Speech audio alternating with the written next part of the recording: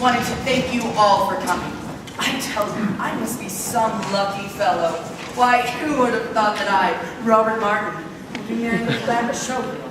That glamour showgirl would be willing to give up a successful career for me, Robert Martin. Now, if it weren't for the prohibition, I'd say let's raise a glass. Here, here. To Miss Janet Van de Graaff, the most beautiful girl in the world. Absolutely not! Excuse me? The groom mustn't see the bride on the day of the wedding. It's bad luck. Oh. I hope you heard that, because that's the plot. Basically, hang on for the ride. Yeah, it is. Breakfast will be served in the Arabian room. Say, it's a little early to be drinking, isn't it? I don't understand the question. You keep Janet away from Robert. You're the chaperone. That's your only job. Aye, aye, mon capitan. Oh, Robert, who's my little monkey? I'm your little monkey. So, the bride and groom are whisked away, and we turn our attention to the B plot, which involves the producer. Mr. Felsick. Getting married and leaving show business. Mr. Felsick. Doesn't she know I got obligations? Mr. Felsick. I could be a new leading lady. Setting yourself, I'm useless in the chorus. For the last time, you ain't got what it takes. But I've been taking lessons.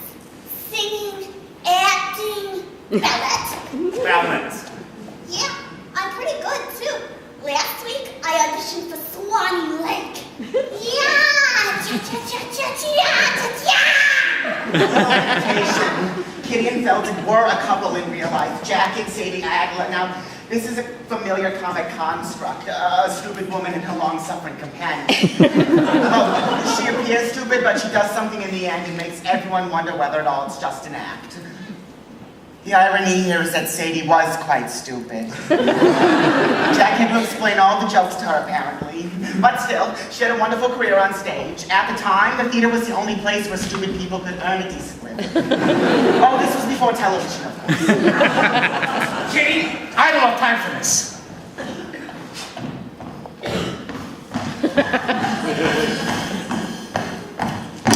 A penny for Mr. Felsick. Not now. Perhaps a nice profit roll. Boys, I'm not hungry. Then perhaps we can give you something else. Touch your wall. Yeah, something that ain't food. What? Your confusion is to be expected. Although we stand here before you in the guise of innocent pastry chefs, we are also, and primarily, employees of a certain individual. A sighted individual?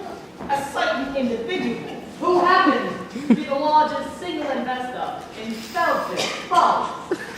He has sent us here as pastry chefs to express concern about Miss Van de Graaff's impending nuptials. Specifically, that if she gets married and leaves the show, then there ain't no show! Say, don't I know you from somewhere? No, you don't. Have you ever spent any time in Toledo? Have you ever spent any time in a coma? Oh, we have a cousin from Seattle.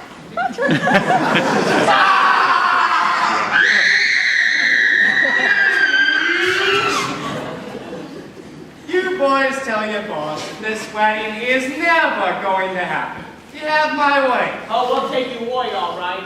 But to go back on that way would be a recipe for disaster. Now, I hope we have made ourselves perfectly eclair. One can only hope. You've just got to be kidding me. A trifle Hey, much. don't talk with me. All right. If you must the pastry chef routine. Alas, we can act. Yeah, we're on the lamb. Lambs and entree, you macaroon!